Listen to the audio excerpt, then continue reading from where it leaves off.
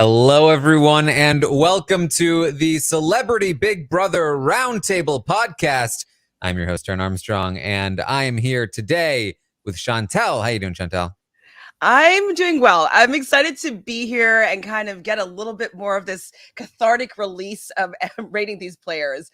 So I'm excited to see how it goes and see if what I wrote down is going to be influenced by your two arguments. So I'm excited to see how it all plays out. All right, and of course, also with us is Melissa. How you doing, Melissa? Not so great, Karen, I'll tell you. Yesterday's episode was really not fun. I did not have a good time watching that. I was very upset the whole time. But I agree with Chantel. Like this, we need that cathartic release, really, because last night after the episode, Dennis and I were, it was Valentine's Day. Dennis and I were making Valentine's Day dinner, and I'm sitting there with Rob has podcast in the background. Dennis, I'm sorry. I know we want to listen to romantic music, but right now I really need to hear people's reactions to what happened. And I just made him listen to it with me. But it was worth it because, it's good to hear other people kind of venting and feeling the same way that you're feeling. It was just really hard to watch the whole thing go down. And then also to know what Shayna has going on the outside. It's kind of oh, that's not a great fun thing to come home to on Valentine's Day, especially after she's shouting out her boyfriend and stuff. So it's really just not great all around. And I think part of it is it's not, it came from such a stupid, I don't know, maybe it's the idea that we were feeling such highs and then to immediately be just thrown to the ground, low, even lower, Lolo Jones. I think Lolo Jones, if you will. I just feel if we're gonna be disappointed, it's easier to be feeling bad the whole time rather than Carson won, we're all whatever. And it's just we were all so thrilled to immediately have those hopes dashed by the opposition. It's kind of the underdogs finally got power and once again squandered it. So all in all, to sum it up, not a great week so far. Yeah, that's that was a lot. I just asked you how you're doing. Jeez. Well. Dogs are bad about that, Karen. Well, this is, of course, the podcast where we talk about everything from the feeds and we rate the players based on how well they're doing in the game. I also sent out a survey today on Twitter where you can rate the players yourselves, you audience. And you still have a little bit of time left. The survey closes in 17 minutes. So you have 17 minutes to get your answers in if you want to do so.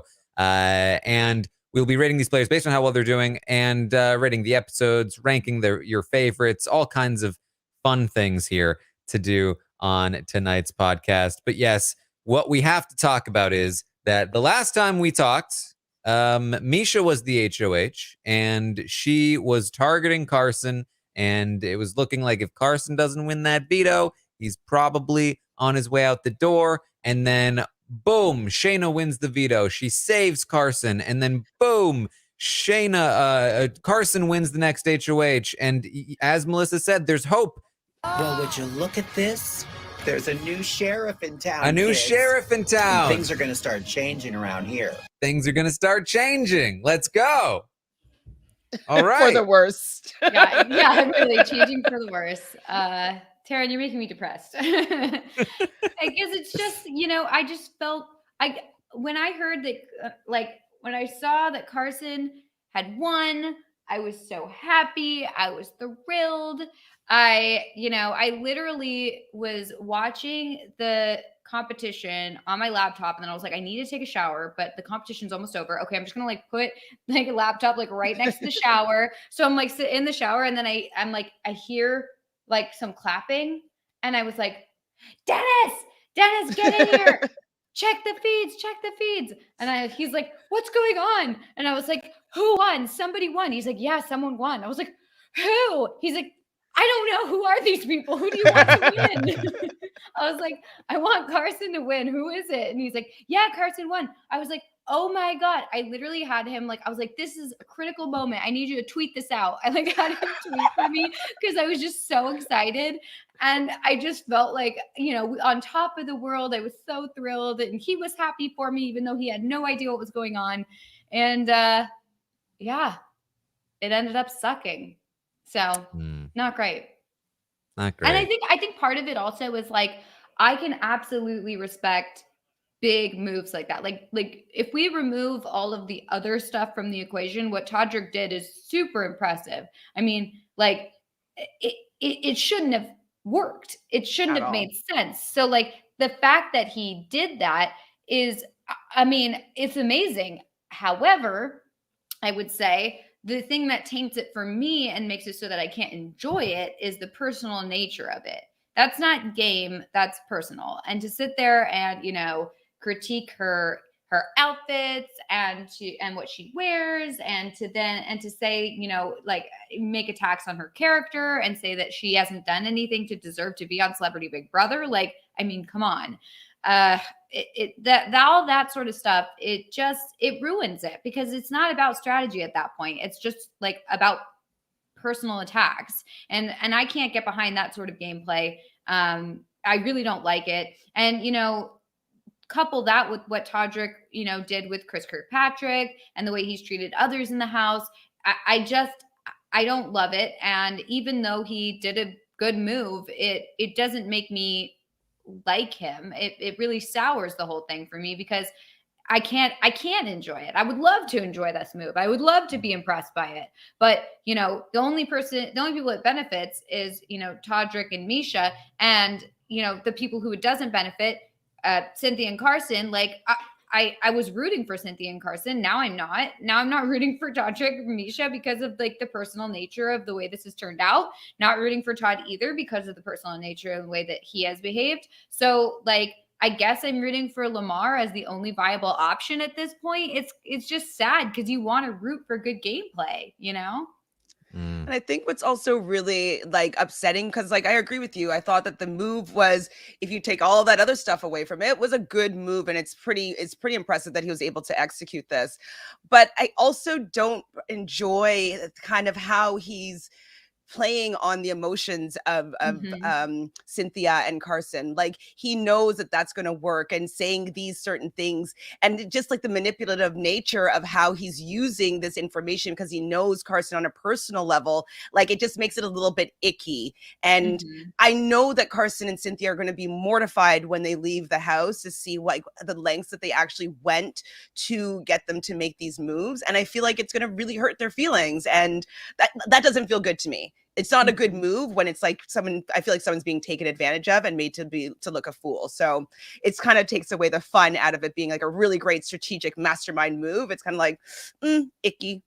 Yeah, and it feels like, it's, I guess it shouldn't be that surprising that time and time again, the people that are best at manipulating others in the Big Brother house also happen to be pretty mean.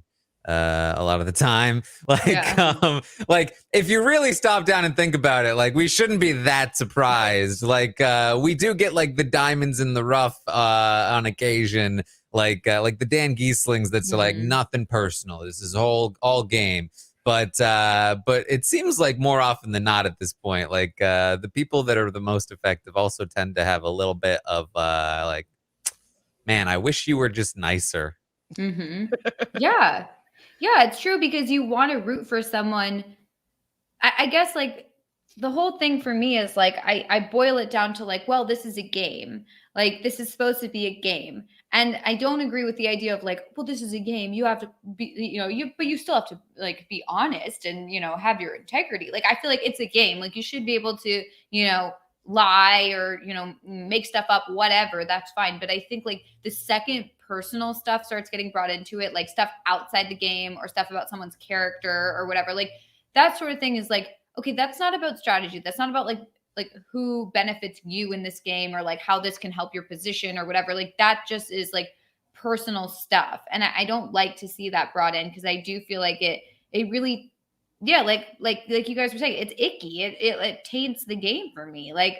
I don't want to see people, it hurts to watch at a certain point. You know, you don't want to see someone be hurt like that. I don't know. And like the idea that this whole nonsense about like, oh, now that Shayna's gone, this house feels so much better. Like the cleanse of this house to get this bad energy out. It's like, what are you talking about? The only time that she was quote unquote bad energy was when she just didn't want to hang around you guys because of all like the nastiness. Like that's not bad energy. Like the bad energy is still there and it's coming from you, you know, like you can't just pretend like, oh, thank God she's gone. And now the bad energy is gone. You can't, like, no matter how many times you say that, it's not going to make it true.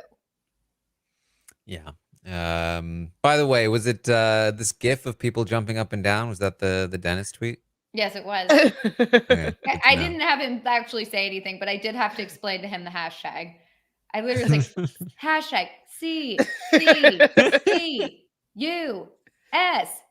He's like, what is all this? I'm sorry, I didn't get that. Can you please repeat?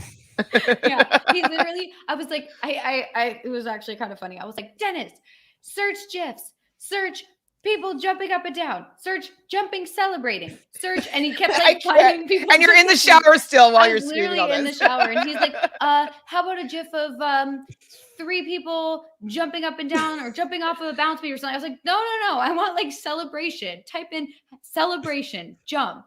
Type in people jumping. Like I literally had so many different searches. Eventually he found one and I was just like, okay, that's fine. Just do it. Just send it. There you go. Yeah, but it was worth it. It was. At the time. Now I don't know if it was worth it because I like immediately wanted to take it back. But you know, whatever. It worked. It worked eventually. Yeah, it worked. So that's kind of that is the state of Celebrity Big Brother right now, where there's this weird sense of, yeah, I mean, the game was pretty good. I mean, the move was good. Like things happened, and it's been, you know, things have been shifting in that sense. But it feels a little, and also the shift was like sort of back to status quo rather than like it was like oh, things are gonna change. This is a new sheriff in town, and then they just changed right back to what they were before. And it's really been like the self implosion of any, you know, it's because like Todrick and Misha, they're just winning competitions and just hanging out playing solitaire, and it just feels like Chris Kirkpatrick is backdooring himself. Shayna's taking out her closest ally. Carson's taking out his closest one of his closer allies. And it's just like what is everyone's just like taking it. It's the Mario Party thing where Luigi's just standing on the ball, just like, all right. Absolutely. Yeah, it's like you can't even get excited about it because it's just like, wait, why did you do this? What's going on? And also it just, I don't know. It also, the other thing is that like at the very least, if this had to have happened, the good thing to come out of it maybe would have been like, well, you know, at least we could see Cynthia and Carson realize that they made a mistake. Like at least they can be like, oh no, now we're on the block again or whatever. But the problem is the second Shayna left, they were like, I don't even care if I go on the block. We just had to get her out. We had to show her that you can't play that way. So it doesn't even matter what happens to us now. I'm willing to go home because, you know, we just had to show that, you know, you have to play with integrity. And, you know, Shayna wasn't playing with integrity. It's like, okay, so like, oh, this was for nothing then? Or like what? Like it wasn't even like, oh, we think we'll better our position or something with making this move. It was just like, no, we just want to teach her a lesson or something. And it was like, okay, so now you guys are just like comfortable with going home. Like, and the whole thing, it infuriates me. Like, honestly, the whole idea of like, I'd much rather play with the devil I know rather than the devil I don't know. Or like, I'd much rather play with someone who I know is against me versus someone who's against me some of the time. It's like, why though? Like, get out the person who you know is going to be against you. Like, why wouldn't you want to do that? Like, every single time, Misha is going to be against you. And Shayna, maybe at one point was like playing both sides and then absolutely definitively chose your side by going against the other side of the house to save you off the block. And you're sitting there saying like, yeah, well, not good enough because at one point you talked to them. It's like, what more could you want? It infuriates me because it just makes me like, it's just stupidity. It's like, how can you not see? Like, and it's not even like, because I was trying to explain it to my mom today, she like wasn't understanding why they wanted to get Shayna out. And I was like, there is no reason. Like, there's no logic behind it. Like, I can't even be like, but it makes sense because they from their perspective, like, Misha is actually an ally of theirs. No, Misha's not an ally of theirs. They know that. They think maybe they can make a deal with her for like 1 week. But even so, Shayna was going to work with them. Like, my mom was like, how can they not see that she took them off the block? Like, what was their logic when she said I took them off the block? I was like, there is no logic. There's none. Like, I can't explain it to you because there's no logic behind it. Like, if someone saves you and takes you off the block, that should mean way more than somebody being like, oh yeah, she actually met with us a few weeks ago and we had like a Final Four. It's like, yeah, but she just went absolutely against you in front of the whole house. So I'm very not thrilled. I think one of the biggest problems is the fact that Cynthia and Carson don't care about winning. And they think that Misha and Todrick are in the same, like, oh, we don't care about winning either. We just want to be here with integrity. Whoever wins competition just wins competition. We're going against each other, but it's just going to be a fair and even game, like back and forth. This is how it's going to go. Right. And anybody that's positioning themselves to potentially do better in the game is the bad person because, like, no, you can't want to win the game. You have to only see how the chips fall and then maybe win the game. And so I think that that's why Shayna came off as the bad person in their eyes, because she was intentionally doing things to position herself to play better. And they're like, no, you're supposed to just like stick with us and hope that we win power and take out our opposition. Yeah, the logic of like, oh, well, but you made that move for yourself. It's like, yeah, he's like, what is everybody else doing? Like, aren't you supposed to be making moves for yourself? Like, that's the whole point of the game. Like, the fact that they think that there's like logic behind it, but they can't explain it to anyone. And it all just like boils down to the fact that they like think that they're being good people by getting her out. I don't know. And it makes me very upset because it just doesn't make any sense. I just can't get behind it. And I feel like a lot of moves I can like understand the logic behind, or at least I'd attempt to. And this one, I just cannot see it. There is no logic. They're bad players. Todrick and Misha, they made the right call. And honestly, like Misha didn't really do much about it, to be honest. It was really just Todrick. And Todrick, it was very impressive. Yet, I think it was really dirty. I don't think it was a clean move. And so I can't sit there and applaud it and be like, yes, Todrick's such an amazing player, because it feels wrong. And I get that we're all like, oh, well, what do you care about integrity to the players? And then on the outside, we're like, that's not playing with integrity. But it's like, it's not, it's just the personal stuff. It feels wrong. It doesn't feel like in the spirit of the game. It feels bad.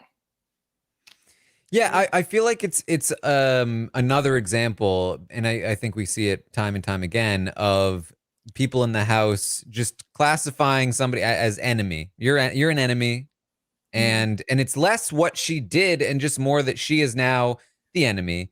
And it's like, I mean, you did a bunch of things. Remember those things you did? Like you suck. And how that just turns off your empathy, and you are just you start treating them in a way that is kind of gross, right? And you'd think that the fan base would learn from that, but the fan base does it too, like all the time. And it's something that we get to watch the details of how this happens, of just like, you've been convinced these are the pieces of evidence, and now that person is garbage, and we hate them, and we will be as cruel to them as humanly possible, because that is the only humane thing to do at this point. Like, it's It's wild how that works. And the thing is that, depending on maybe who you were thinking about when I said that, you were either like, yeah, that's terrible, or no, but in this case, it's right. And that's the problem, right? Because in Carson and Cynthia's case right now, they're like, well, in this case, it's right, but it's not. They're wrong. And that's dangerous. Yeah, they've somehow also like convinced themselves that Shayna was the bad guy, like that Todrick's like the things that he's told Carson and Cynthia about Shayna like are actually true, and that she is a bad person, and that she is playing a dirty game, and that she is this and that. And so like because of that, they are the good guys, and that the internet and America is going to see that she was the bad guy, and that we're like, they'll be grateful that we got her out because, she's so bad. And it is very weird to see. And this happens many seasons, where people are convinced that like they're the good guys. And so because they're the good guys, it gives them free reign to do whatever to the quote unquote bad guys. And I don't know how, I guess maybe it's like main character syndrome, where everyone thinks that they're like the hero of their own story. And so like, I can't imagine me going into that house and like doing bad things because I'm like, well, I'm the good guy. Like you would say think that you're the bad notice, guy. Yeah, you'd think you'd notice like, oh, I'm the one doing all these bad things. I must not be the good guy. But like, you just must believe that you're the hero. And so you just like convince yourself that everything you're doing is in furtherance of the hero's goal. And instead it's like, wait, you're actually the bad guy. I don't know. Well, I do think that Carson is kind of like trying to, I don't think that Carson's fully convinced that what they did was the right thing to do. Because even after he's like, oh, I'm glad that, Misha, that you explained what went down so that people would understand like why we were voting her out. Because I think he was just kind of like, I don't know this game. And if they're telling me that what she was doing is bad and wrong for the game and we have to get her out because of this, they know better than me. So I guess I have to do that. And so, okay, I'm glad you explained that to like the audience, because I don't even understand why we voted her out, because I think it was maybe a bad idea, but you tell me that it's a good idea. So yeah, like, but if you're telling America it's the right move, then I know it's the right move. So like, I'm glad. And then like when they were like, well, when America gets out and sees, that we were telling the truth, it's like, but you weren't, this is all fake. Okay. It just is like, and it was bad to see like the second she leaves the house, it's just like a bash session. It's just like, they all were just like being mean to her. And it just, it doesn't sit well. This is a psychological phenomenon that happens where if your belief is challenged, sort of like a superficial challenge, not like a deep, structural foundational conversation, but just chat, like your belief is challenged, instead of accepting the challenge or like considering other viewpoints, you tend to go in the opposite direction. Whether or not it's challenged with facts or like good evidence against your point of view, you will actually go further into your viewpoint and get more defensive and more you believe it even more. In the Big Brother house, when Shayna is arguing her case, or when Shayna is doing things, or when any moment that Carson has an inkling of doubt, the instinct there is to then speak out loud like, well, she sucks for this reason though. And wasn't that thing she just did on her way out the door, that's the proof that I need. That's the proof that I need in this moment that proves that she was, and that was such a terrible thing to do. And then as the doubt creeps in again, well, no, but then the way she dresses really too, if you think about it, definitely proves that she was really blonde bad. hair. Yeah. Yes. And so we see this, it's a very cyclical thing, and it just digs and digs and digs. And you see how somebody, even like Carson, like who would have imagined that Carson would fall victim to something like this, but he is deep in it at this point. And it's like a cult. It is. I mean, it's a cult of your own mind, really. I mean, it's scourge. It's terrible. It ruins all things in society. Yeah.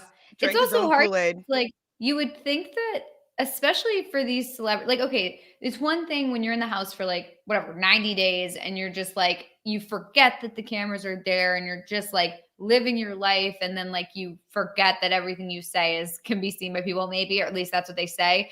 But these celebrities have been in the house for like 2 weeks. I feel like you would think you'd still be like kind of aware of that, the fact that the cameras are there, and also like you're used to having cameras around and like maintaining an image and like making sure that you're, presenting yourself well. And you'd think that like they would be more attuned to that. Like, oh, But maybe that's I what shouldn't encourages have them that to speak before. out even more, because they think that every time they say it out loud, they're convincing the audience Right, just as much as right, they're convincing themselves. right. And in reality, they're just digging themselves a deeper hole. It's true. Yeah, because I'm sure they're like, yeah, but did you see this or that? Yeah, but when she said this, it's like we're sitting there thinking, stop talking about her. She's out of the house. Mhm. Stop. And But they're they're thinking, well, I thinking, just convinced mhm. that last person Oh, that still yeah. didn't think Yeah, like so. we're all sitting here like, but why? And they're This like, is the oh, point. but you need to understand. Like, we Yeah. didn't maybe mention this part. It's like, no, we don't need to hear any more of it. Thanks. Mm-hmm. At all. Yeah, it's it's interesting stuff. This is why I am such a fan of Big Brother. Really, that even in the darkest moments, right? There's still stuff to learn and to sort of examine in how people behave in the house. And that is interesting to me. That Even social when people experiment are of it not all, entertained. right? Truly, truly. Mhm. So of course Carson he took out Shayna. He did it, and then Todd won the following HOH. Now this morning on the update, I said that Todd had mentioned to Misha that the plan would be for Carson to go up on the block as the target, and if Carson won the veto, that perhaps Lamar would be the replacement and perhaps the target as well, and that Cynthia would probably end up on the block next to Carson initially. However, those were not completely set in stone plans, and by this morning, Todd had come up with an alternative idea. He approached Todrick and Todd about it, that he was thinking, okay, what if I use a pawn? Because if I use a pawn, then if Carson wins the veto, I can say to Carson, if you take yourself down, Cynthia will replace you, and then we will vote Cynthia out. So this is a way for them to convince Carson to not use the veto, even if he wins. And that's the idea. And so he pitched this to Todrick and Lamar. Todrick was like, no, this is a terrible idea. And then Todd said, no, it's Lamar that I would be using as a pawn. And then Todrick said, oh, that's a great idea. That's a best case scenario, actually. Oh my God. Of course. That's genuinely what happened. And Lamar was also like, yeah, I'm cool with it because I don't care if I leave. So, it's a win-win scenario. If I go home, then yay. If I don't, then whatever. Isn't Lamar our only hope now? Lamar is our only hope. And like, this is what we get for that. Thanks. God. Yeah. So the plan changed, and the plan became Carson and Lamar are going to go up on the block. Carson was pretty happy about this. He was like, oh, this means, Cynthia, that if you win the veto, you can save me, and then we'll both be safe, which is true. It's true. But the real question is if these nominations remain the same, and these nominations have, in fact, gone into place. Carson and Lamar are nominated for eviction. If they stay that way, you would imagine that Carson is the one to go. However, there's been a little bit of drama between Lamar and Todrick that we'll also talk about that could imply that maybe they'll have the idea, Todrick and Misha, who control the votes, 3 votes total. They have 2. They could decide, you know what, Carson is going to stick to a Final Four deal. Lamar's been talking about coming after us, and he's pissing me off. So they could just vote Lamar out at this point. And then you also have the consideration that if Carson does win the veto and he doesn't listen to the idea that, like, don't use it on yourself because we'll put up Cynthia, that he could still use it on himself. Cynthia could go up. And then at that point, you probably, again, go, well, I'd probably prefer Lamar leave than Cynthia at this point. He's a bigger threat, and he's actually coming for us. Why wouldn't Carson just use it on himself? Like, I mean, yes, Cynthia goes up, but who cares? I don't know. Like, I feel like I get that he wants her to stay as well, but would he? I mean, I guess is his intention to have her stay over him? I think for Carson, a bigger win than actually winning the game would be to like go out protecting his friend, doing an honorable thing. You know what I mean? God, God. I'm just you saying that makes me so mad. Like it just hearing that, like, yeah, to do the honorable thing of protecting his friend. It's like, what are we doing here? Everyone, like, let's think for a second. What are we doing here? Because what is any of this for? Like, why? Why? We've got like the worst cast. Like, okay, sorry everyone, but no one was thrilled about the cast. Like, yeah, I sat there being like, guys, what were you expecting? But like, I also like wasn't thrilled by it, but I wasn't thinking I was going to be. So like, okay, fair and square. You give us a cast that we don't like, fine, whatever. We expected that from you guys at this point. So we have a cast we don't care about. No, none of the celebrities that we're like, oh, these are celebrities that we want to see. We want to know their personalities. We want to get to know them in a house. We want to see them play Big Brother. No, we don't. We don't care. So we already have a cast we don't care about. So get that out of our minds that we're going to have something fun there. So at least, at the bare minimum, maybe we could get some like cast members who actually want to play, who actually care about the game. Oh, no, we don't. Because the game starts up. We already have like 5 people who just want to go home and are like, can I be put on the block, please? It's like everybody's trying to leave. Okay, so we already have that.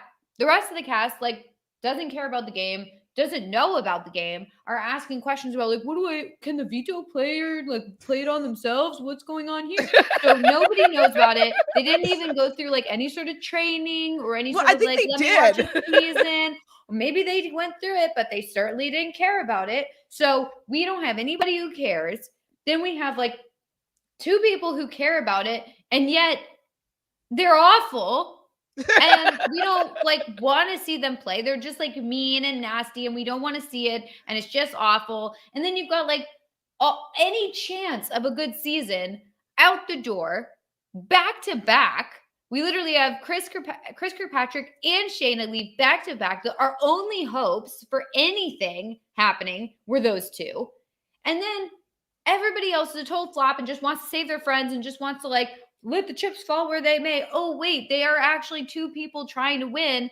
And like, it just, oh, okay. And then we get to the end and the people already are just going to vote for their friend because nobody cares. Like, I just feel like, what are we doing here? Like, what is the point of any of this? Because if this is a game, then let it be a game. But don't just like sit there and have everybody just be like, I don't care about this, so I'm just going to like leave and be fine with it. And then at the end of it, like, we're all just going to vote for who we like the best because we don't care about the game itself. And we're outside the house. We're not sequestered. We're watching the game, or we're not watching and we don't care. We're just letting Twitter influence us or whatever. Like, what is the point of this if not to watch a game and be entertained by the game, or to watch the game and be entertained by the players? Like, what are we doing here? Let's end the podcast. Let's turn it off. What are we Do you know, I'm wondering if it would be better for Celebrity Big Brother if we took kind of the format of the UK where the audience actually did get to vote. Because then at least we can have. Well, now we're just getting into nonsense territory. They don't care. Like, at least we care enough to like, we would be making decisions and they can see what we feel about people and like their decisions that they're making. So we tried that already. It was OTT. That's true. It didn't come back. Yeah, and then we all hated each other. So that was great. That's true. That turns the entire audience into one big Brother game. And it could be more interesting though, maybe. No, I think, you know, at the start of the season, when it looked like things might be fun, people were like, aha, see, we don't need fans of the game. We don't need people who like, know the show. It's all about the messiness. It's all about bringing in these personalities. And I think we're seeing the result of that. Where are the personalities? Yeah. Like, you need people that have a level of interest in what they're doing, and people that know the show or know the game are a lot more likely to have a vested interest in winning the game. Carson, who is a great personality, I think you would have said great personality, will be fun to watch in the house. He is great at the DRs. Knows nothing about Big Brother, has zero interest in the show, the history, the game. He literally was just like, oh yeah, my January's free. I think I could swing by. And this is the result. And like the people that do care, they're just just taking each other out to keep all of the people that don't in the game so that they can just kind of walk their way to the end. I think you need people that are invested, and that is the key difference between a cast like Big Brother Canada 9 and Celebrity Big Brother Season 3, where, yeah, the Big Brother Canada 9 cast was very messy, but a lot of them were fans of the show. They were just really bad at the game. But they cared a lot because they knew the show, and they knew the history, and they were like really invested. Yeah, it's like everybody saying, well, you don't need to have just like fans of the show. Like, good people, like there can be good players who didn't know the show or who aren't like super fans or whatever. And yes, that's true. But you have to start at a base level of wanting to play. Like, I feel like that's what we're missing here is like, we're missing the idea of like these people actually wanting to be there. And I think we got that sense from those initial interviews. Like when they were just like, what's your strategy going in? I'm just going to be myself and hang out. Like, I think I'm going to have a fun summer or whatever. It's like, wait, what the heck is going on here? Like, where's like, I mean, it just seemed like nobody cared going into it. And so I was kind of like, okay, these interviews are not great, but maybe like once they get in the house, they're going to be like wanting to stay. So that way they can like, be around longer and be seen longer, whatever. At least we could have that. Maybe they don't care about actually winning, but at least they might want to stick around. Instead, the feeds start up and everyone wants to already go home. They're like, yeah, I kind of did what I needed to do. I got the big announcement of my name. I got to do some like interview press, and that's sufficient. That's good enough just to get my name out there. Like that's really what it seemed like, is like the actual, and like getting the money from just showing up and then getting like peanuts for staying week by week. Like that obviously I think brings something to the table, because they want to get there to show up at the house, get their paycheck, and then those additional like $5,000 increments, like take it or leave it. If I'm not having fun, I'm going to go home. Well, Big Brother's usually not fun, I'll tell you. So like, if your thought is like, I'm just going to stay as long as I'm having fun, like you're not going to stay more than 5 minutes. So I just feel like that's what we're missing here, is like, any sort of like want to play. And I think that's what we had in season 1 of Celebrity Big Brother, where almost everybody there, like, I have to say, yes, were a few quits. We get that. Like there were a few people who were like, I'm just going to go home. But like half the cast at least was like, I'm here to play. I'm here to win. I know this game. Maybe they're not like super fans, but they at least knew the game and what they were getting themselves into. And so they were able to kind of like use that to create a fun, interesting game all the way through. And you have these, you have these big personalities, but you also have these big personalities who care. So, I mean, we're missing both of those things in this season.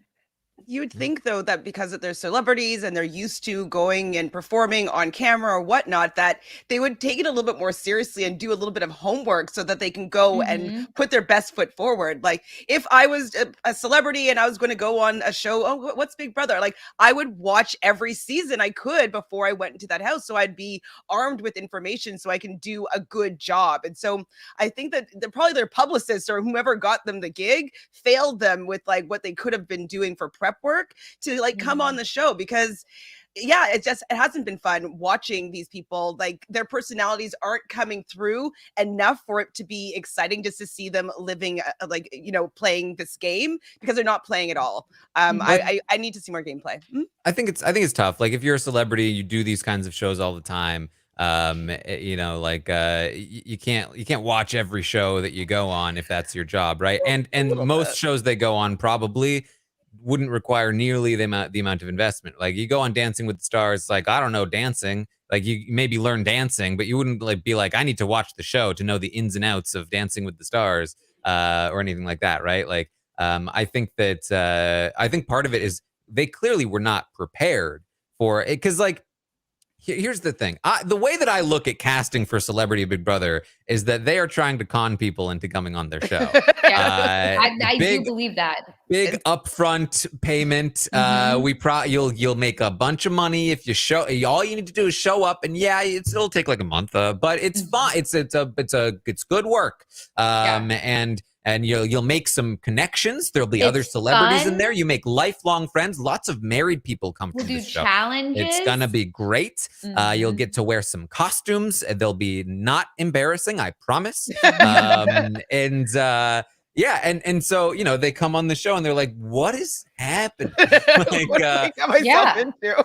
I think that's why we see so many people like right off the bat, like I want to go home. Yeah, like I don't want to do this. This isn't good. And it's like, if you have to trick people to be on the show, this is not the right people. Like, these are not the right people to cast. Like if it, you know, there are celebrities out there that care about, like Nicole Maines. I talked to her on the Taran show.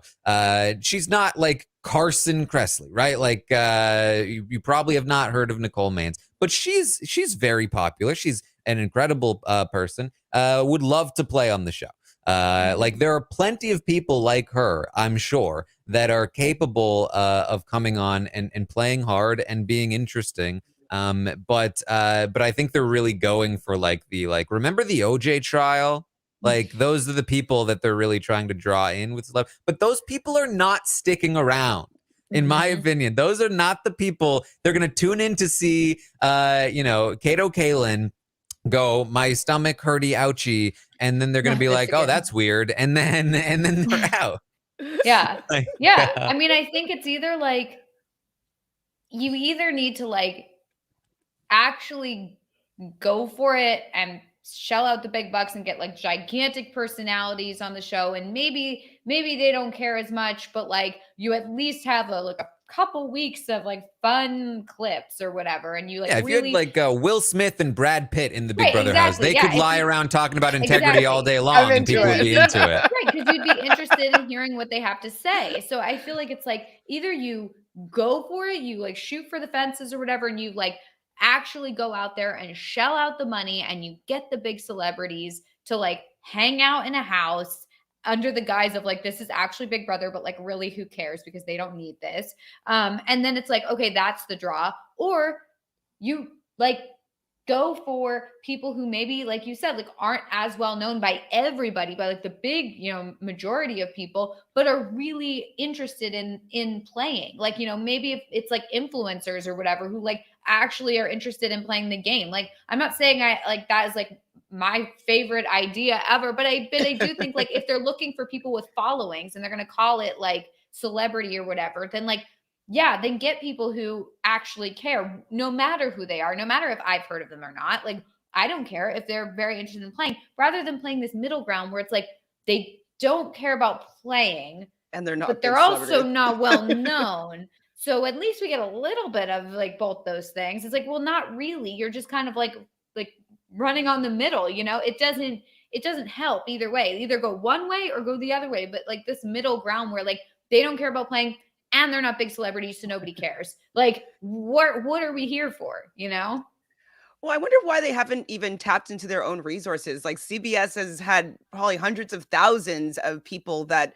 have come through and been leads on their shows. And so I'm wondering why they couldn't maybe tap into that, or even like Love Island. Like, at least see some of these people, they might not be amazing, but they would be interested in maybe be on the show and actually playing the game.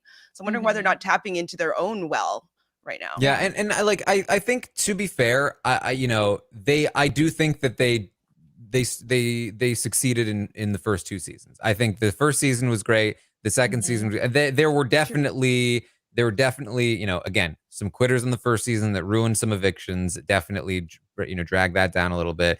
The second season had, some toxicity issues at times, for sure.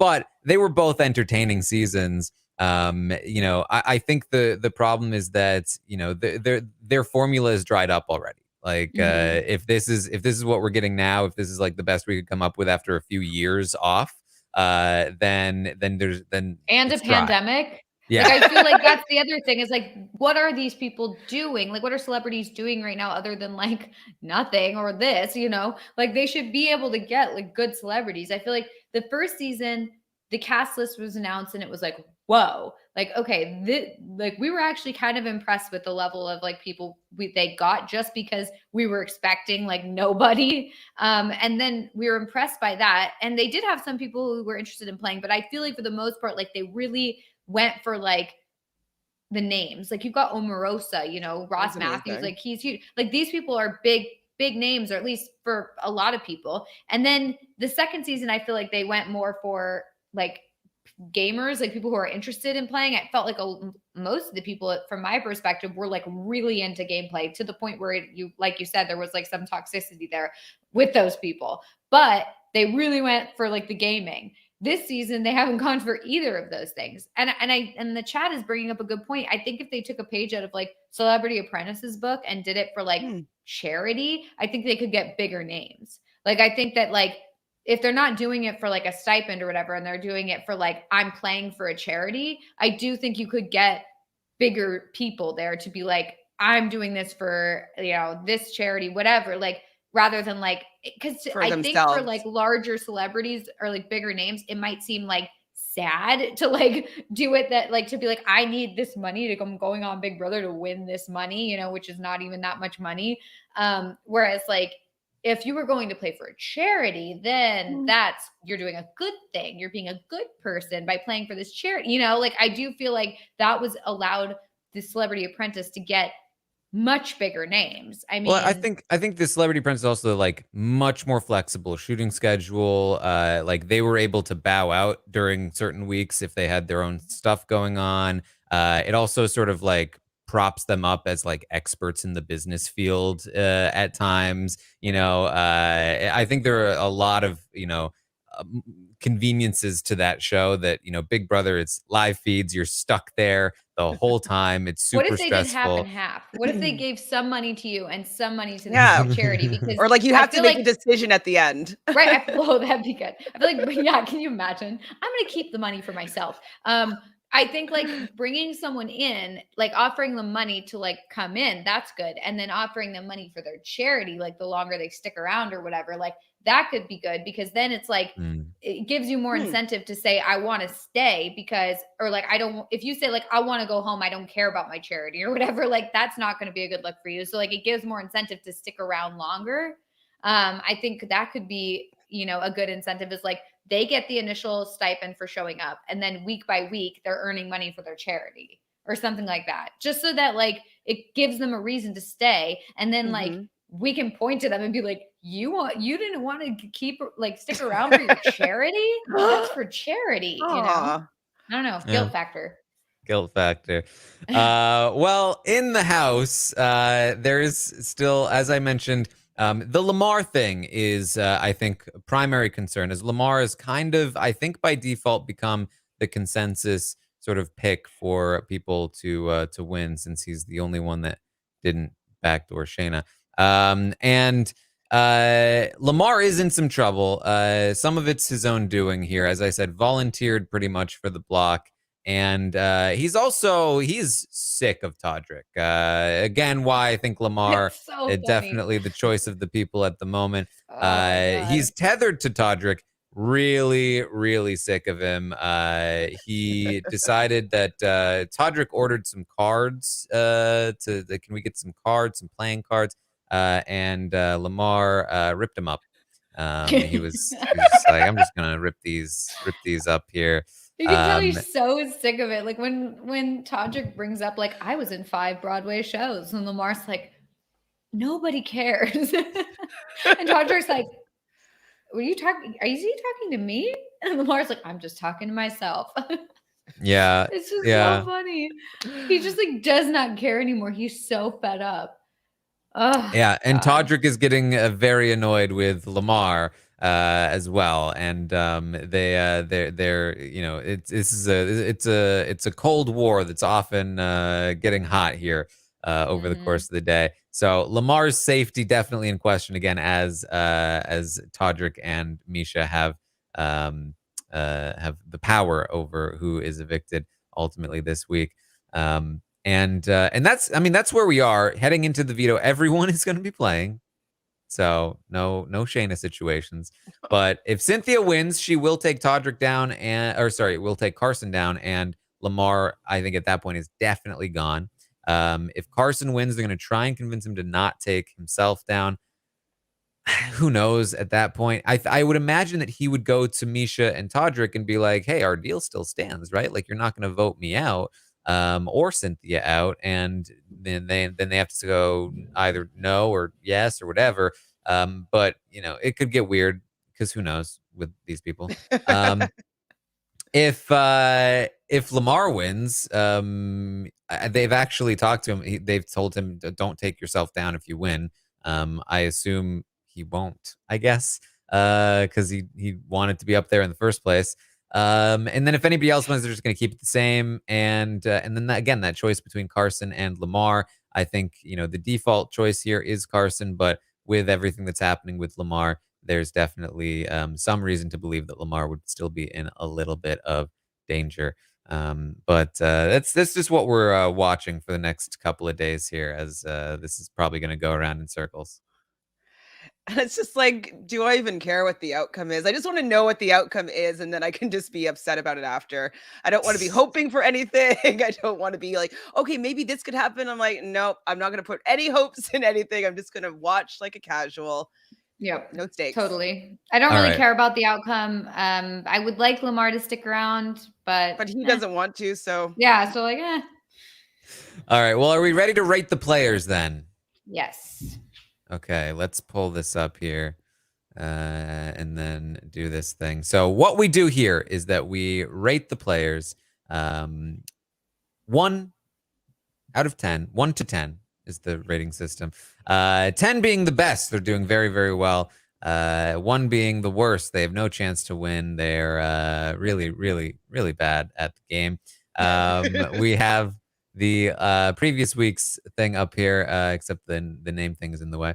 And we're going to be rating them. I asked the audience to rate the players as well. So we'll go through, we'll get the audience vote. We'll get what we think in the ratings, and then we will have an overall rating that will influence the prices on realitystockwatch.com. So let's get into it here. We're going to start with Carson. Carson has had an interesting week. He won HOH. He took out Shayna, and he's now on the block as a big target. So I would not say things are looking great for Carson. I think me personally, even though the move he made is like all-time bad, the celebrity sort of like curve, right? The celebrity grading curve, plus the fact that he could still theoretically win this game, will make me give him a 2 personally. So there you go, Carson. Melissa, what do you think? Yeah, he gets a 1 for me. I see what you're saying, the fact that he still could possibly win just because like people like him, but like that was so bad. He took out his ally. He was completely snowed by the other side. He made a fake deal that they're clearly not going to uphold.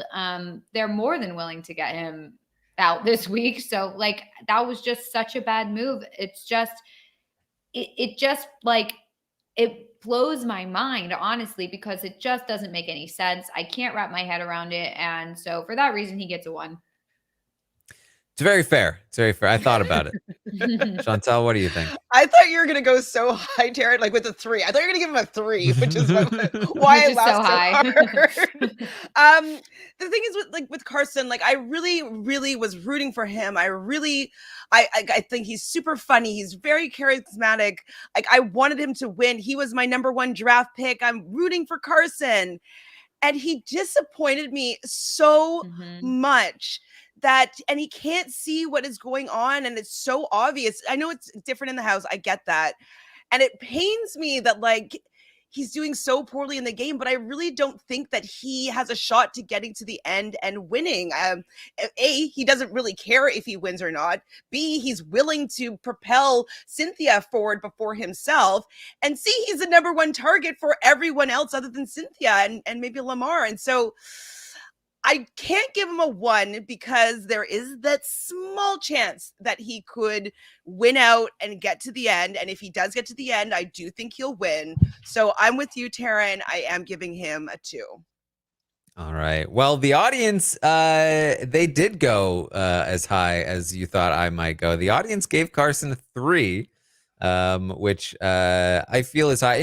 Now, granted, again, it's diff. Everybody has their own criteria. I think, if you're looking at Carson's specific position right now, I think you could say maybe I could see a 3. If you're looking at like the move he made last cycle, then you'd be like obviously 1. And so I think that range is relatively fair here overall.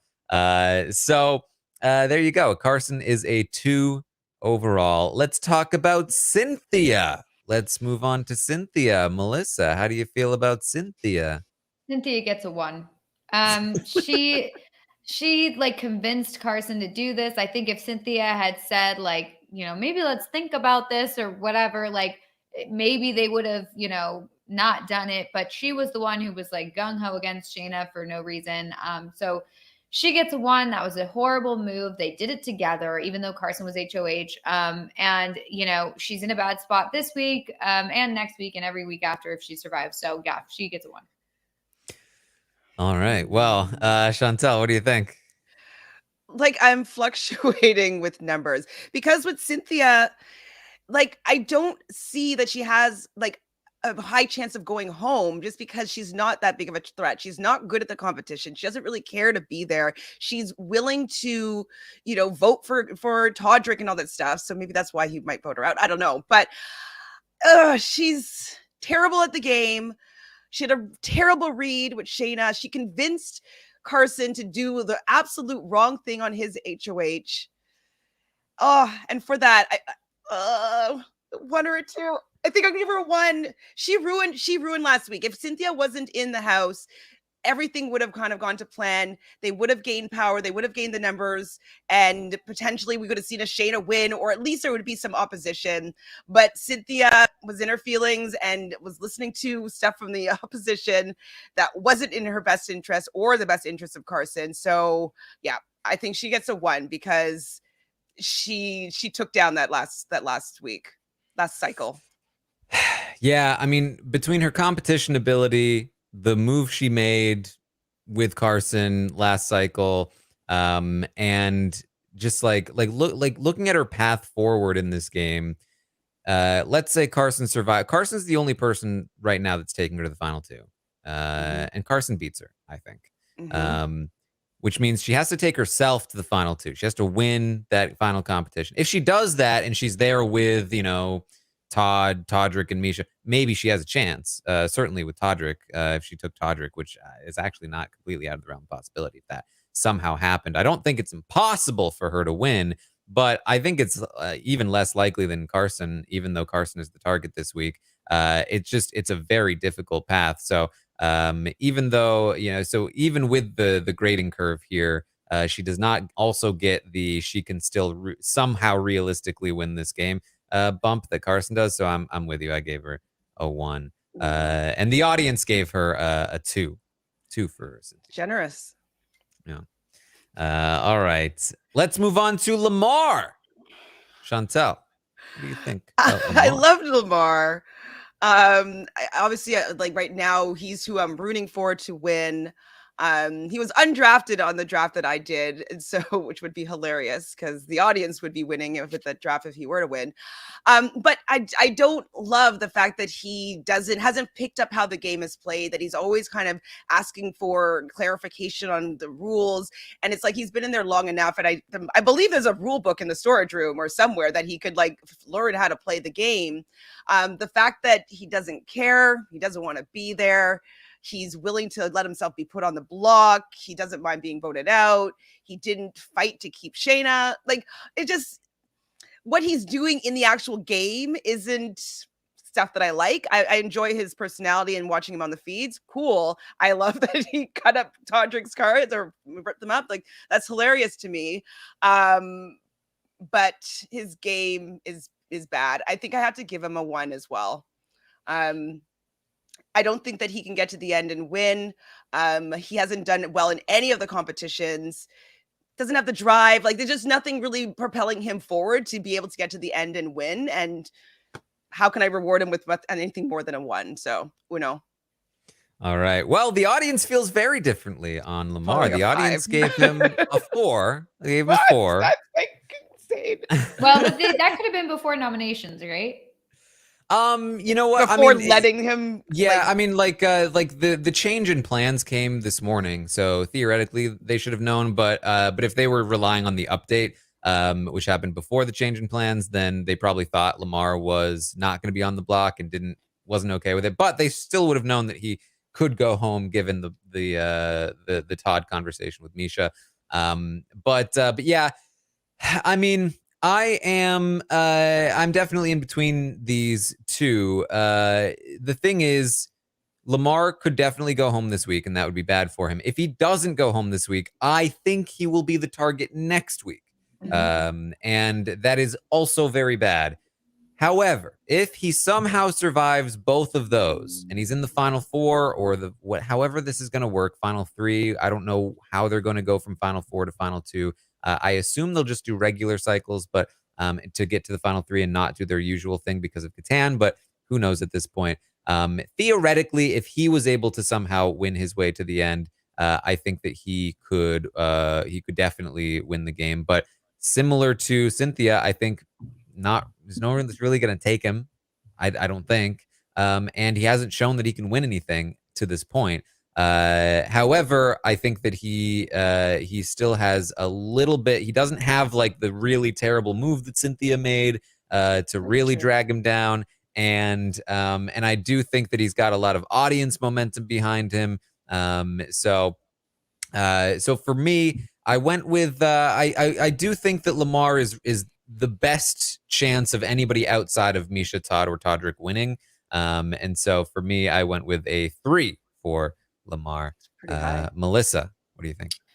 Yeah, I feel like I would have stuck with my 3 for Lamar, except for he's now on the block. He's also considered a target. He's not kind of like under the radar like we might have suspected he might be.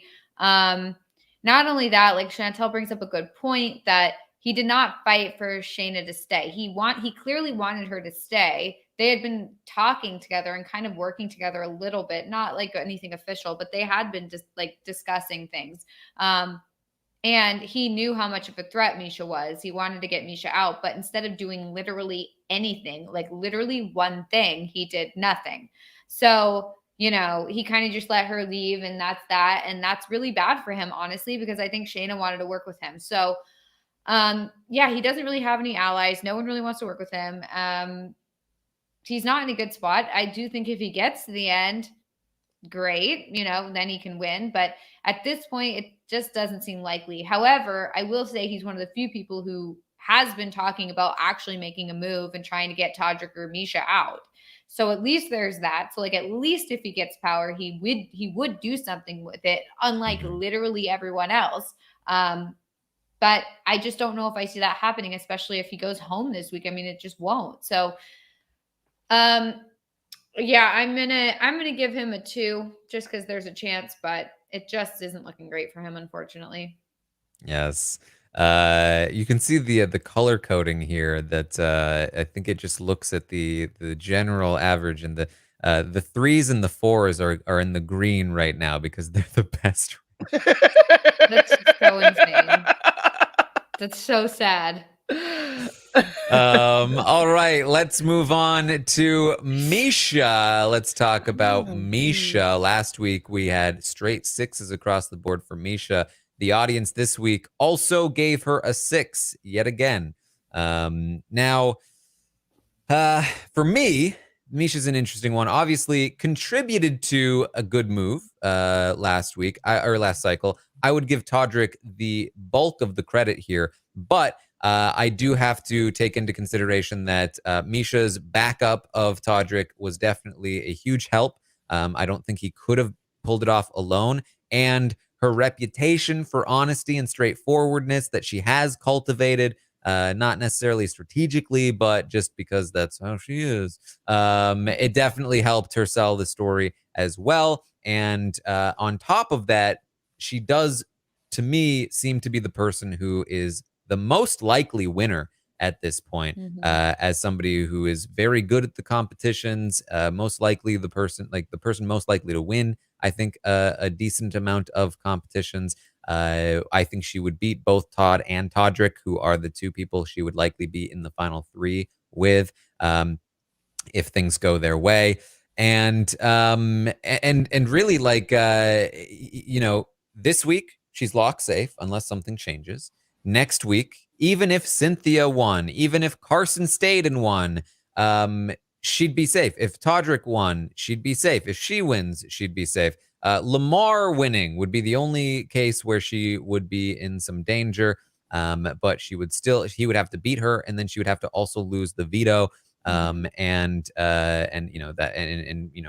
who knows what else. Todd would probably use the veto on her if he won it. Maybe even Cynthia would use the veto on her if she won it. Because it would be at 5, and I guarantee you Todrick would be in Cynthia's ear saying, if you use the veto on Misha, then or me, use the veto on, because it would be Todrick and Misha on the block. Cynthia wins the veto. Use the veto on me. It forces Todd on the block, and we can vote Todd out. She would do it. I think she would do it. So she's looking pretty good. She's looking pretty good for all those things. And again, not to say that she is necessarily playing at a 7 level, but for me, between the curve, her position, and how well things have gone for her, I'm going up to a 7 here for Misha. I think her jury management is also very bad. It's just she's lucky that she has 2 other even worse jury managers that are next to her. I think, like, just to be clear, if you are looking at everybody else, like, I think, like you said, like, she's not necessarily a 7 level player. She's not necessarily playing at a 7 level, but if you look at everybody else and you look at, like, what she's up against, I do think that, like, she has the best chance of winning. So it does seem only fair to give her a 7. I would agree with that, especially because the moves made last week or this past week really benefited her. I mean, number 1, she could have been out the door. Number 2, now she basically has no opposition.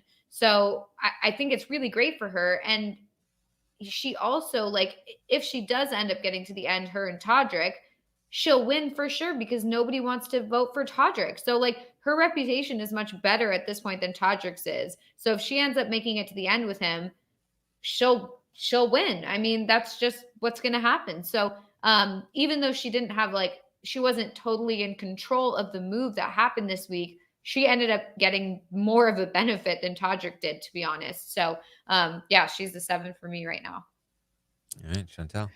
I'm so shocked by, how I'm feeling about this particular rating, because I don't particularly enjoy Misha just as a personality, but I do really respect the fact that she's so good at these competitions, and that she's able to shimmer all these men to be like, to not want to put her up. We know that Chris Kirkpatrick had the opportunity to backdoor her, and he was going to do Todrick instead because he couldn't do that to Misha. So the fact that she has that amount of charisma, charm, sway, whatever it is, with a lot of these people that do not want to go against her, it's very impressive.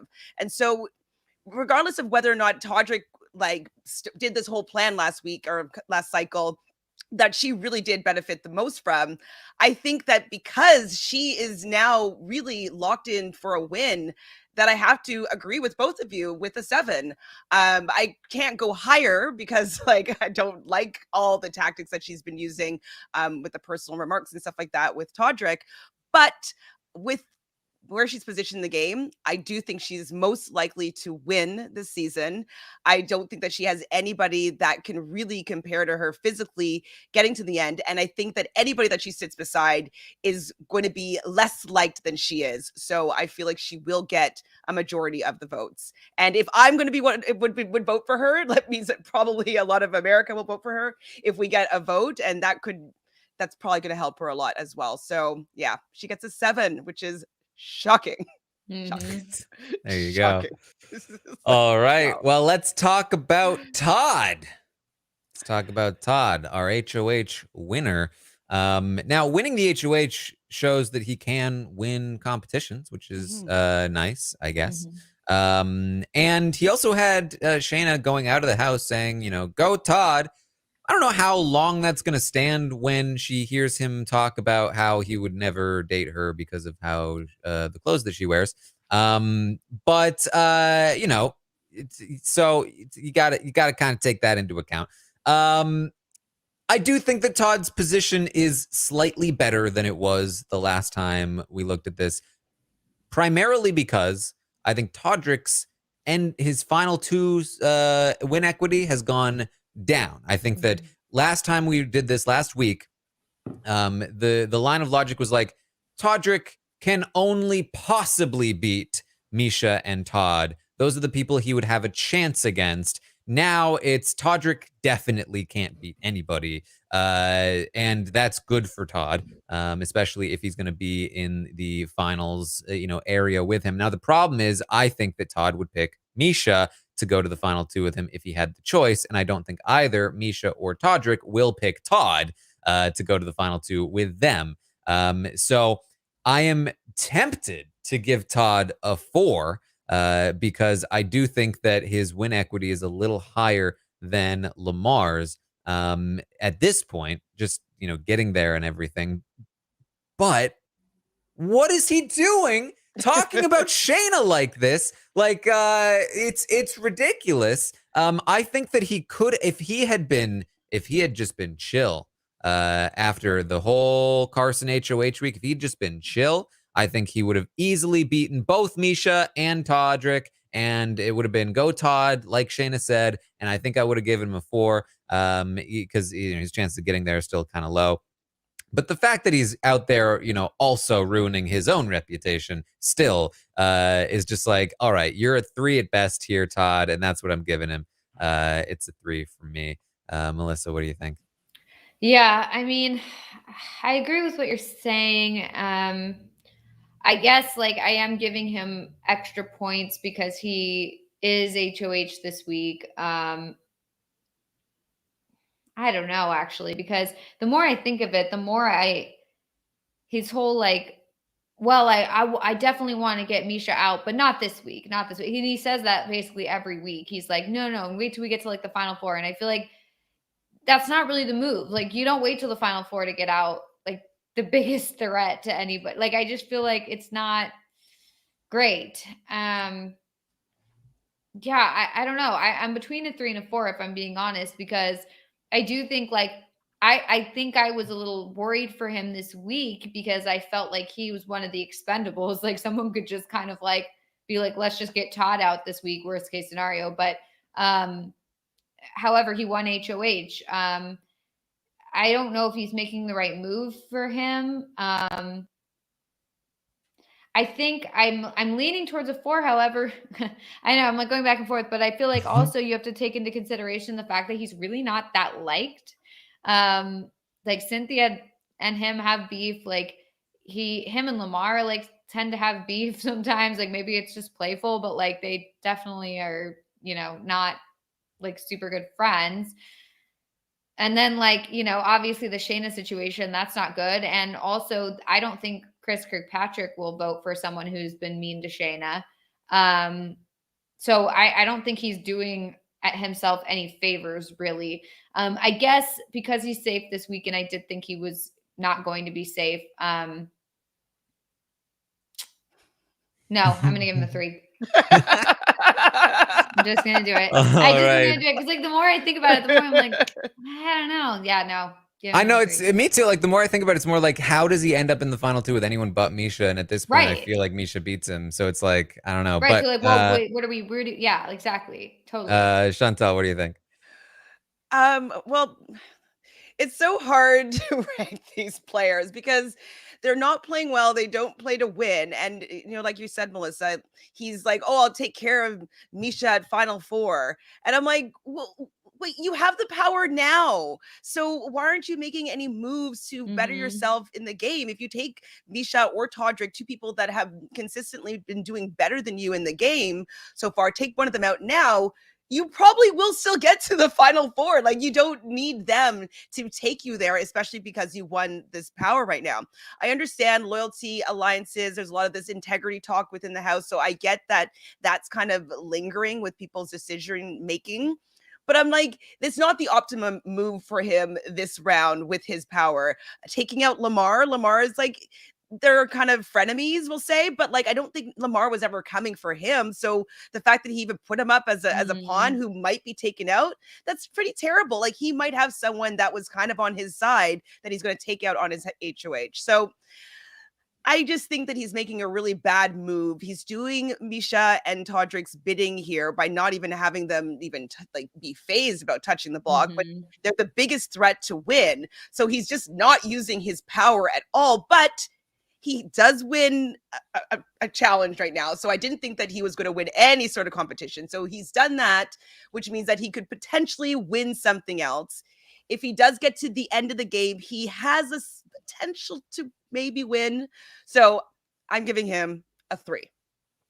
Yeah. You almost just talked me into dropping to a 2. Like, yeah, the more you just spoke, I was like, I literally was thinking the same thing because I was like, the idea that, he finally has power and he's not doing anything to better himself. In fact, he's just doing their bidding. He's not even making them concerned. My expectations are so low that I didn't even consider how awfully he's handling this HOH. Right. Like, he could put up Todrick and Misha this round and win so much credit with the jury, take out a massive threat, and have a great shot at winning the game. It's so funny that we both, after she talked, were like, oh, let's just one more thing. Like, well, the 3 is the bump up for the fact that he won a competition, but like, a 2 is totally fine. No, I think that we're watching this with talking about this with rose-colored glasses on of like, oh, this is celebrity. So like we're sitting here like, oh, well, he's doing really well. And it's like, no, he's not. He's in power and he's doing exactly what the people in power, like this whole game, have been wanting him to do. He's doing exactly what the majority wants him to do. And yeah, he thinks that he will go to the Final Four with them. So that's why he's doing it. But like, that's a dumb move. It doesn't matter what you're going to be in Final 5 anyways in the next round. Like that's like one more round away to get to Final 4 with people that are easier to beat. That are clearly, these guys are clearly going to beat him. Like he's like burning bridges left and right. I mean, I'm down with dropping to a 2 if you guys want to. Like, what do we do? I don't know. Like, I mean, what does the audience say? I don't know. We'll have to see how they chime in here. For me, it's like it's not worse than what Carson did, but it's still very bad. I think Carson has slightly better chance to win. Like maybe, I don't know, maybe they are somewhat equivalent for me.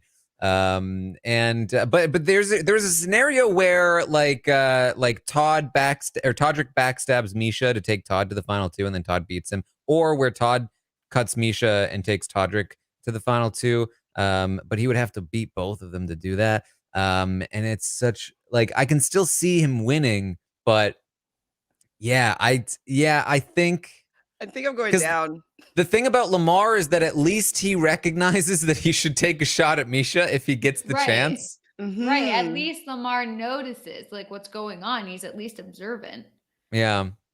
I'm it's a 2. I agree. Number 2. Yeah, I think I'll drop down to a 2 just because last week we gave him a 3 and that was before we knew that he would just do exactly what Misha and Todrick wanted him to do. So yeah, I think I'll go down to a 2. Yeah, man. The audience much higher on Todd. They gave him a 4. So That's I mean, they're the where clown Melissa world. started. Yeah, literally. Sorry to Christina, who is Yeah. doing the inputs She's here. back there Thank you like, so much "Ah." for all the great work. I mean, look at that. Like it doesn't even change the average at all that we went down to 2s. Hopefully, it just makes us feel better. Yeah, exactly. Doesn't ruin the stock for anyone. All right. Finally, let's talk about Todrick. Melissa, let's start with you. What do you think about Todrick? This is a tricky one for me because the move itself is so impressive, but with the format of Celebrity Big Brother, where the jury is not sequestered and everyone is outside the house, gets to talk, gets to see Twitter, gets to, everything. I don't see a situation where Todrick wins. I think under a normal season, normal Big Brother season, there is a possibility that he wins. Because maybe people will end up like respecting the moves or whatever, because they don't know like the extent of like how it all went down. Maybe. But even then, I think that like the way that he's treating people generally in the house and as they walk out the door, and just the way that he's handling himself in the game, is not winning any votes. So I think in this situation, even though he pulled off a really great move, I don't know if I see him winning. And so it's very hard for me to reward that move with, going up and my score, when it just, the more I see of him, the more I think this guy's not going to win.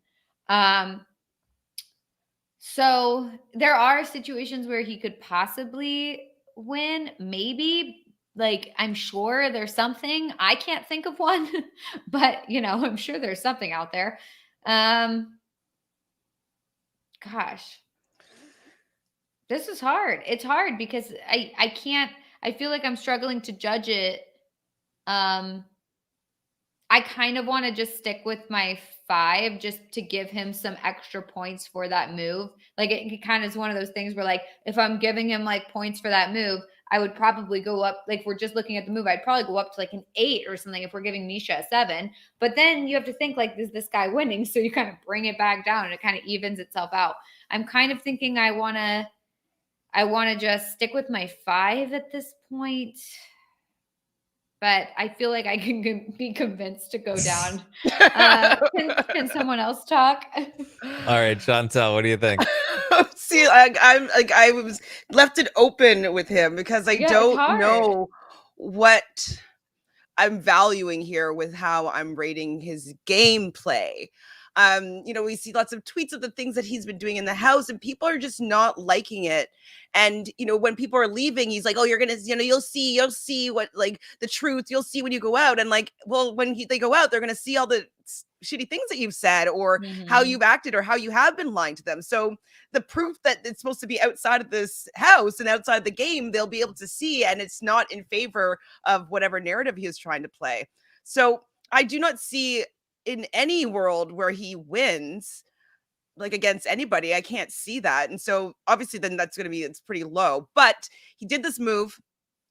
He will most likely get to the end because he also doesn't really have anyone aiming at him except for maybe Lamar, and Lamar might go out this week just because of the fact that Lamar and him have beef now. And so like now Todrick's going to be like, let's get him out. Like, I can't stand him. And he has pull, and he could rally people together to get him out. So I think that he's going to get a 5 from me.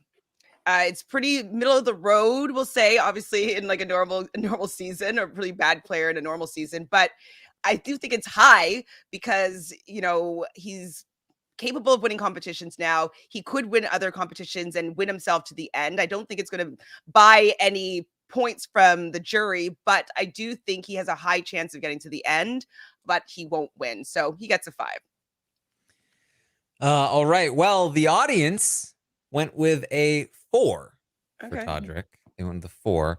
And yeah, this is definitely a tough one. I mean, I don't know if ever in the history of the Stock Watch have we been faced with like, he pulled off what is probably the best move in celebrity history which on a curve, would mean pretty high rating for the celebrity edition.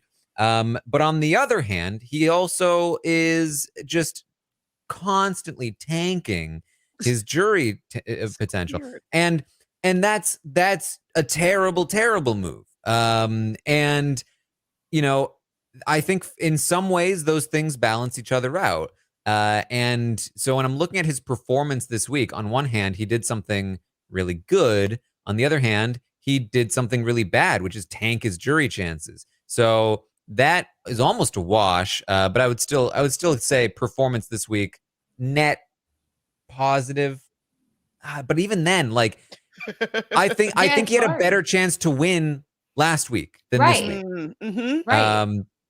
And it's his actions that directly led to that happening. So his performance this week ultimately has to be a net negative.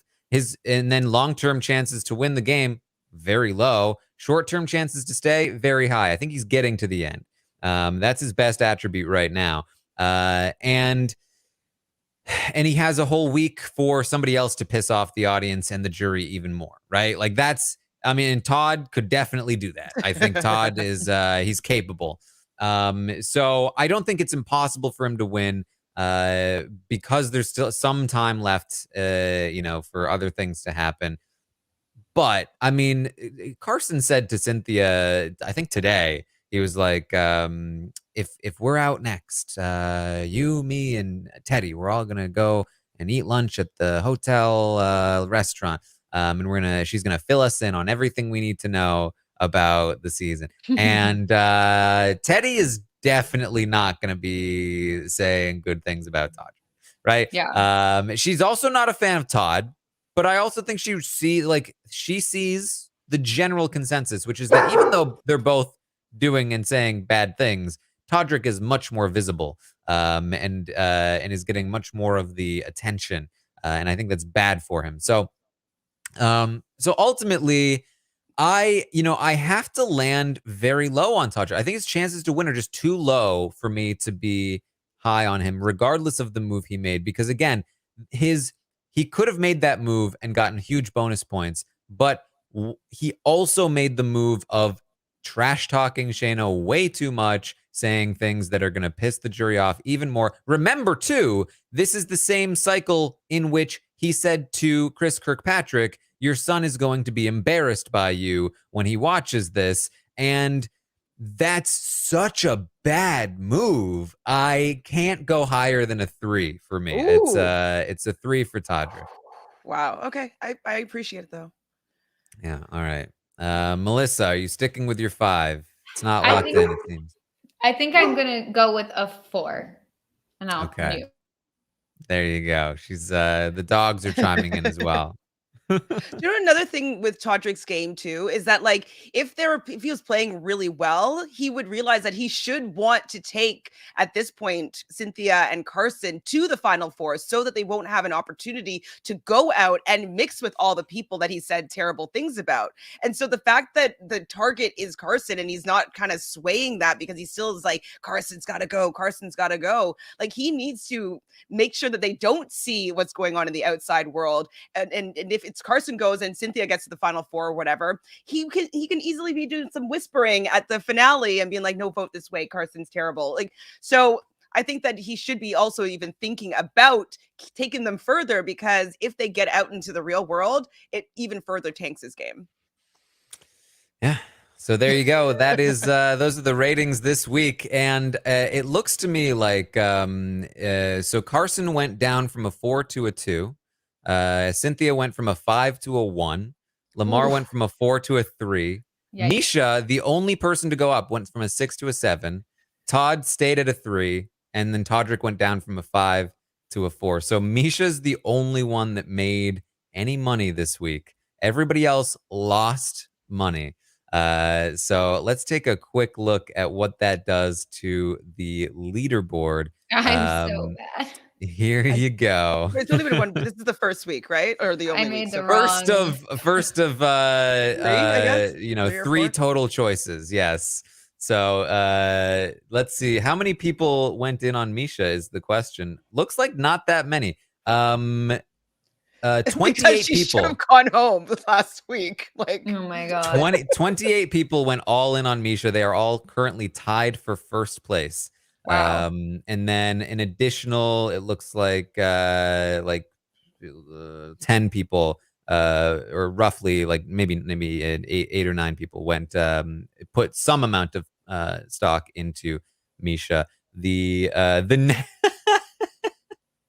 the next group of people are those that did nothing. Oh my god. I know, I was thinking like I should have just done nothing. It would have been better than what I did. How many of those are there? Quite a lot. Okay, there you go. We finally get to the people that did just a little bit, Oh my god. or split their shares, with a little bit of Misha and some other people. Where are you, Taran? I went in on Lamar. So let's see. I am down 275 for me. Wow. That's your lowest That's the placement lowest you've ever been. I think so. It's let's see. What did Melissa do? We'll load it up here. I think a lot of people are getting over to the site right now. Yeah, everybody look up that so we I can didn't look do at it. anything. I would have gone all in on Shayna. Wait, you didn't do anything, or you? No, I forgot. Like I was like, oh my You god, the didn't stock even watch. like sign up. Not this time around. Oh, But I'll 'cause I do was it for gonna this say last if you week. had signed up, then you would Yeah. have been higher. Yeah. Than both of us. Like all you had to do was just sign up. I just totally forgot. Yeah. I So did here's the terribly. thing. You get $200 to play the game. Melissa has 83 left. $83 Yeah, I left. split between Carson, Cynthia, and Shayna. Oof. So that was just a bad move, but I had faith and I was doing pretty well, and then I did terribly. So Yeah. Well, luckily That was you're not bad. the worst, Melissa. You're thank only the God. second worst. Thank God. It just was not a good. It was not good. Like it. Yeah. I thought that. right. I thought at least like. I don't know. I thought that they would do decent, maybe, but no. They all just. I was not expecting Shayna to leave. I'll tell you that. All right. Well, let's run through some of the other questions here on the survey. We have rank the players from your favorite to your least favorite, and I want you guys to guess who is the favorite and who is the least favorite on the board here. What do you think? Oh my God. Lamar is at the top. Lamar favorite. Mm-hmm. And who's the least favorite? Todrick. I think Todrick. You are both correct on both counts. Mhm. All right. So, yes, Lamar in first place after last week. Carson was in first place. Carson did make second place. That's what I thought. Still. Second. I mean, what else are they gonna do? Right. It may Is Misha surprise you, third? but at That's the my same guess. time, it's like, who else? Yeah. Cynthia is third by a Okay. hair over Mhm. Misha. Mhm. And And then then a slight drop before Todd, and then a big drop for Todrick in last place for the favorite player award. I asked the audience to rate the episodes this week. Last week, the episodes got a 6.2 rating. This week, a 5.0, which I don't love the way, obviously things turned out in a way that people didn't enjoy. I think the episodes have been actually okay for the most part. There were a couple of clunkers in there. The 2-hour episodes are still not serving me. And I think the Sunday episode was good this week. There was definitely one that I was like, oh, the one we just did, the Monday episode was pretty lame. But Watching I think that, the Sunday episode was pretty good. Even though it was like emotionally, tumultuous. Like in some ways, that's a good thing, I think. If an episode moves you, it's better than when I'm falling asleep. But what are you gonna do? but watching that veto competition yesterday, I can't believe how much I didn't care about watching Yeah. it. I was just Yeah. like, I don't care. It's a lot. Oh, a live veto is usually exciting, and I was like, oh, she's sitting on the side. The only person I care whether or not they win or not. I was totally checked out. So Oh, we just got a visitor in the Twitch chat, Dan Giesling, joining Ooh. us in the chat. What's up, Hey, Dan? we name checked What's up? him in the. I earlier did. in this Yes, podcast. I so- said that. Dan Giesling, diamond in the rough, one of the few people to be very good at the game and also not be mean to people. And also just like keep it game. Yeah. Yeah, it's very nice. Dan, we need you. So funny. All right. So yeah, and actual celebrities here.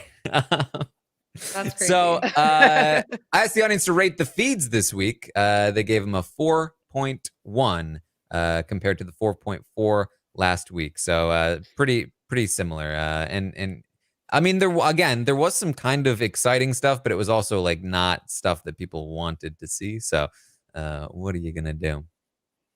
Yeah. What are you gonna do? Yeah. I mean, feeds have not been great this whole season.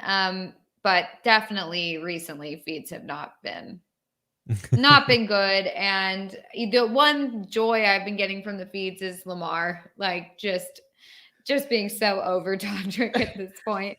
That's really like all that we've got. So, you know, and also it feels like he's the one person who's willing to like call people out on their like BS. Like, you know, when Todrick was implying or was saying like, well, do you really want like a blonde white girl to win? And Lamar's like, I don't care about like skin color. And Todrick's like, well, yeah, obviously not. And Lamar's like, but you're the one who brought it up. Like, you just said that. I didn't say it. Like, and I just like the fact that he just kind of like will call people out. Cause that's, I guess, part of the good thing about him just like not caring about the game is like he's willing to just say whatever. But at the same time, it's like, you know, it is refreshing to finally have like somebody like kind of act as our voice in some points, you know, and just kind of like say what we're thinking some of the time, even if, you know, he's not super great at the game. But, you know, at least there's that.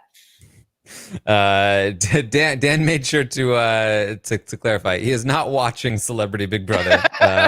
Correct choice, probably. But apparently somebody is pretending to be me on Twitch, so he's letting me know. So there you go. That's crazy. Dan being a bro, looking out for me.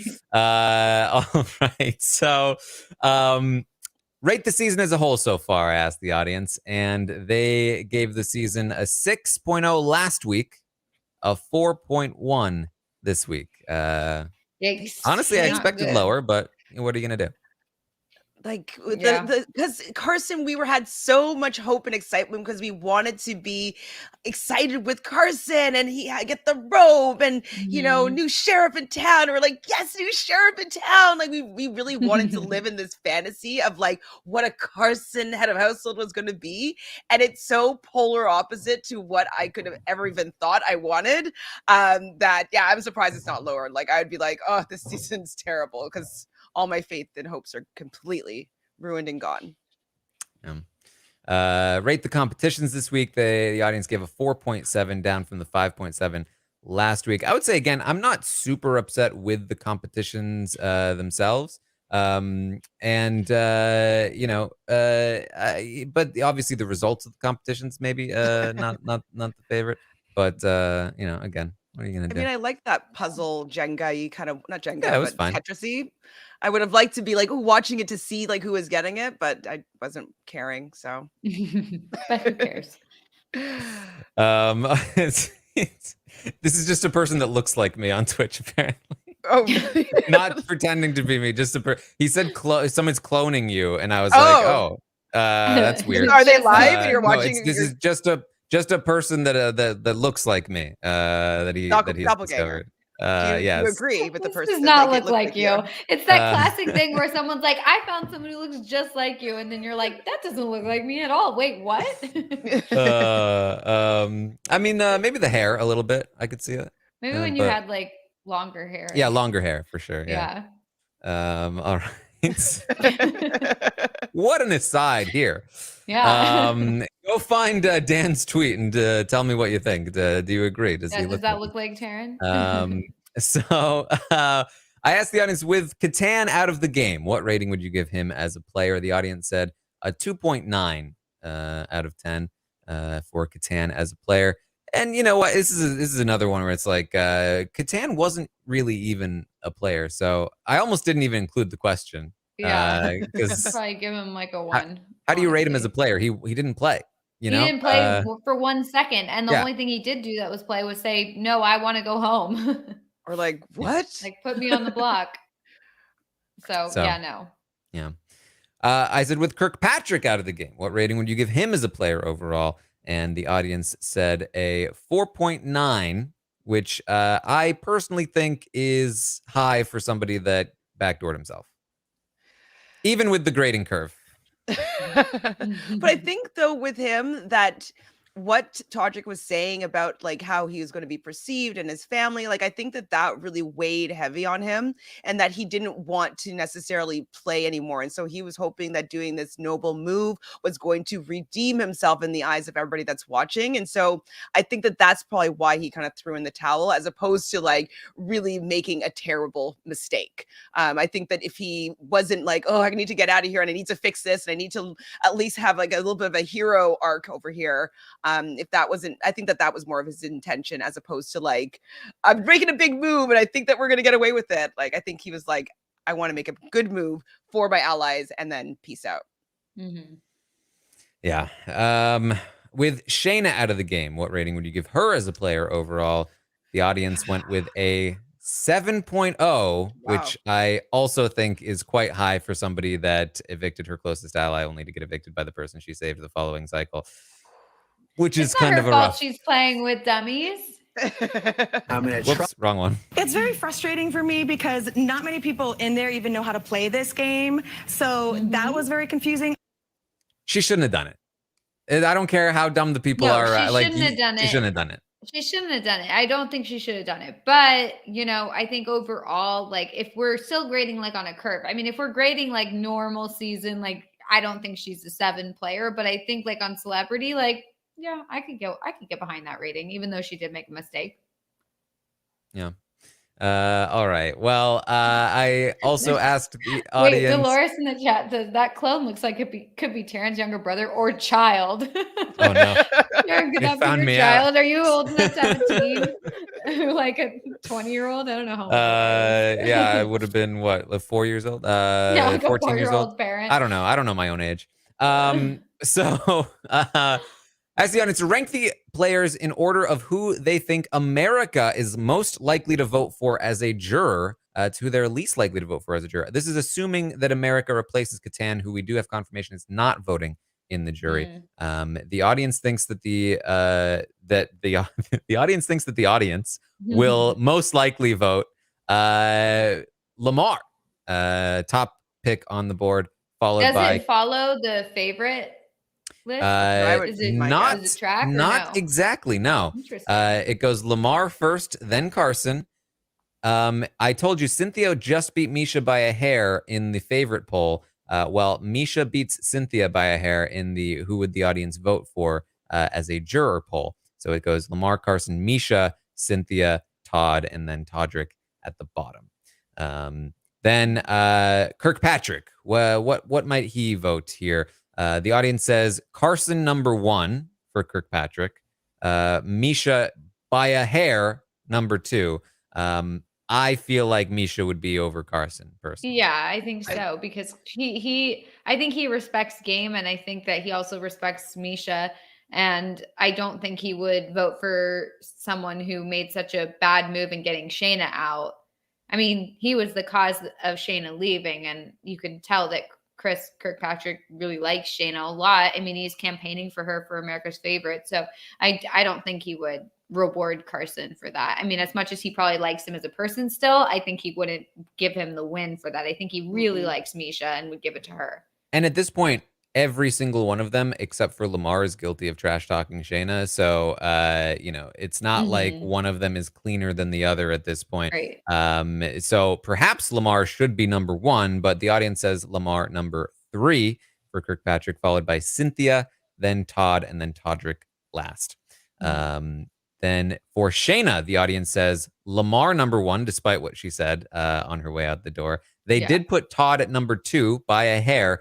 Personally, again, I think in some ways Todd has said some of the worst things about Shayna.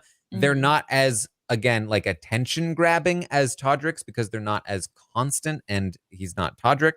But I can't imagine that Shayna will feel good about Todd if she sees any of what he said. So I would personally drop that even lower. And then they have Carson number 3, Misha number 4, Cynthia number 5, and Todrick last once again. I mean, for Shayna, it's really like It's no good options. No, yeah. I guess just Lamar. But will he get there? Yeah. All right. I asked who should Carson have targeted during his HOH reign. 81% of the audience says Misha. 17% of the audience says Todrick. And then 0.79 of you said Shayna was the right call. I see you. Yeah, that would. No. I see you. Right call for what? To lose? to guarantee Yeah. that you're not going to win the season? I'm not sure. Yeah, that's not. No. I asked who is the best person for Todd to target for his game during this HOH reign, and 43% say Misha is the right decision. 25% say Carson in second place, and 25% also say Todrick. So those are the top three picks. Then the rest is the rest. But this is interesting. Only 1.06% say Lamar is the right choice for Todd to target. If Lamar ends up going home, then 1.06% of the audience will agree with him, whereas only 0.79 of the audience agreed with Carson's move. So that's the percentage of agreement we have with the moves being made as HOH right now. Not good. Who do I you changed want all to my be? rankings? Yeah, who do you want to be evicted next? 62% say Todrick.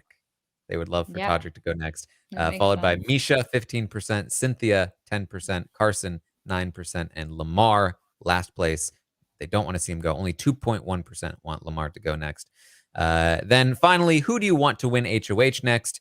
82% say Lamar. Because he's the only one who would like go against Misha and Todrick. He's the only one who said that. Yeah.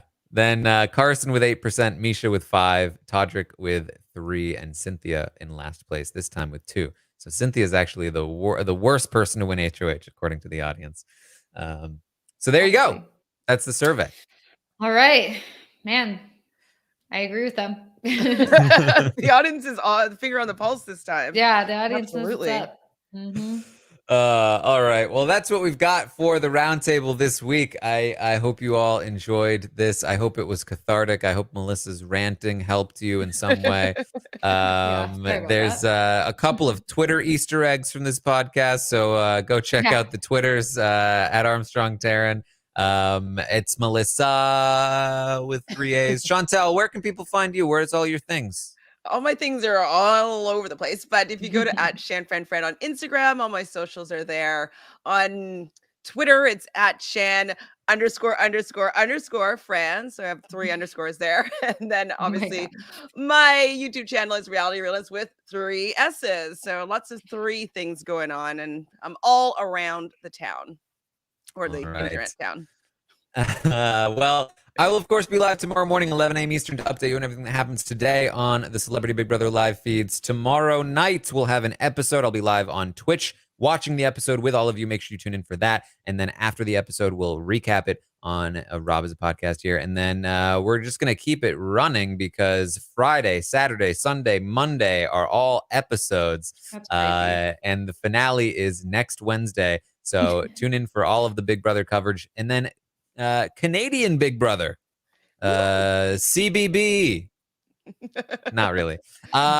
Big Brother Canada is going to come up just a week after the finale of Celebrity Big Brother. So if this has left a bad taste in your mouth, cleanse your palate with some Big Brother Canada. BB Can 10 coming up. If you haven't watched it before, you should watch it. BB Can 9 was a good time, and you're not going to want to miss this next attempt here with BB Can 10.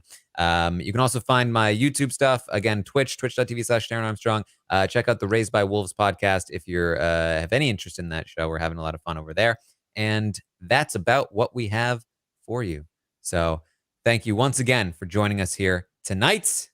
And I will see all of you next time.